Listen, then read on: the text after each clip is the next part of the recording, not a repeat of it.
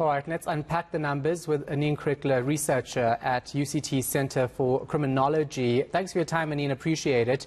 So we look at the murder rate, and just in 3 months, on average, 75 people being murdered in this country daily. It's still a very concerning number. In fact, it's grown over the past 5 years.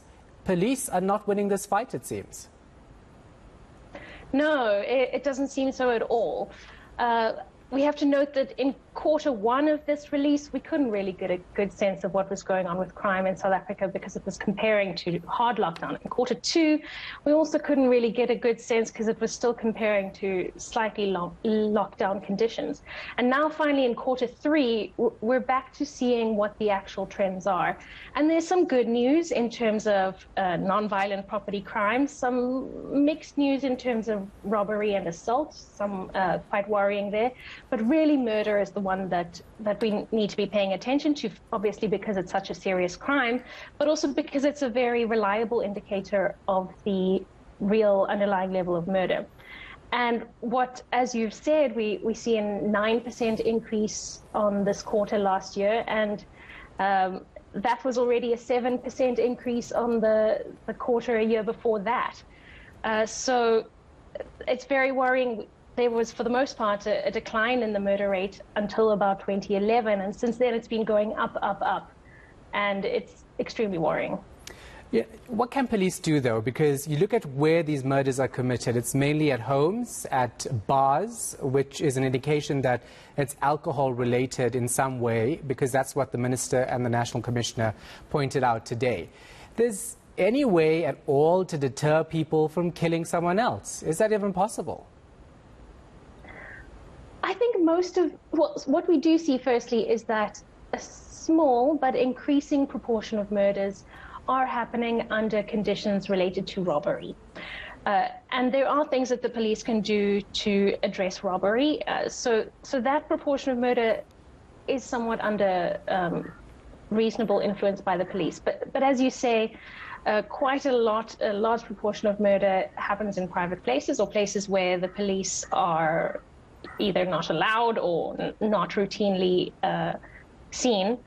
And yes, I think it is to some extent unreasonable to hold that up as an indicator of police performance, because it's a much larger social problem that it's more at the door, I think, of social development and departments of education and economic development, and really it's a bit unfair to call that a policing issue. Yeah.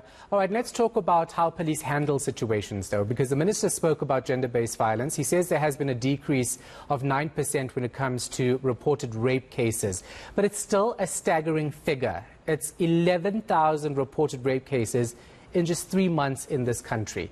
And you know that many gender-based violence activists are saying that police are not handling this particular situation adequately, especially when it comes to people who go to police stations to report rape. So you say 11,000, and all other survey research that in this field shows that that's a very small proportion of the actual numbers that are happening. So even that is a massive underestimation of what's going on.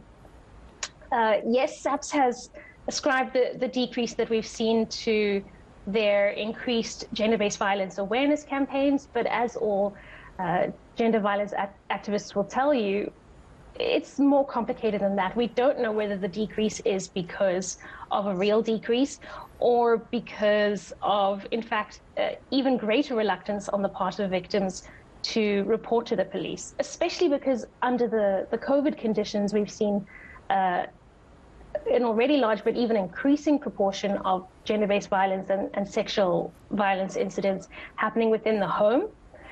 And those are very difficult to report to the police for a lot of reasons. So yes, that decrease is not necessarily to be taken very seriously. And clearly it's not safe to really drive on our streets because carjackings are up 13.8%. This despite police going on a massive campaign last year to actually say we're going to see police officers on the streets with their lights on flashing to try to deter criminals. But that clearly didn't work.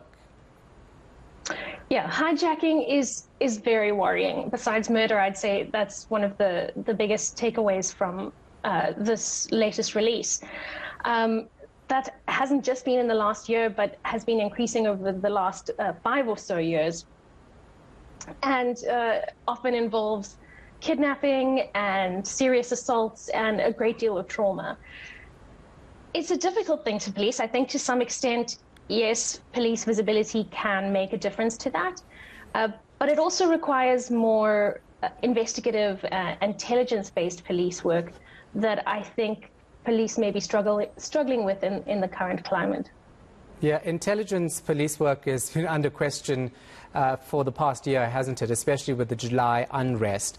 Let's talk about the responsibility of citizens to actually protect themselves, because we know that this issue is not going anywhere. How can I be safe in my home or in my car? What measures do I actually look at?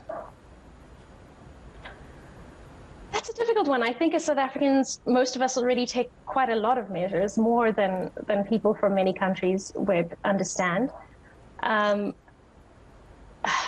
Yeah, we do the best that we can, and I think an important note on that is that the more privileged end up being able to take those measures to a great extent across different provinces and so on. And the fact that we've seen that truck hijackings are going up, again, is an indication that that kind of really coherent, cooperative work is struggling at the moment within the police. All right, thank you so much for your time and your insight. Appreciate it. Anine Kriegler, researcher at UCT Center of Criminology.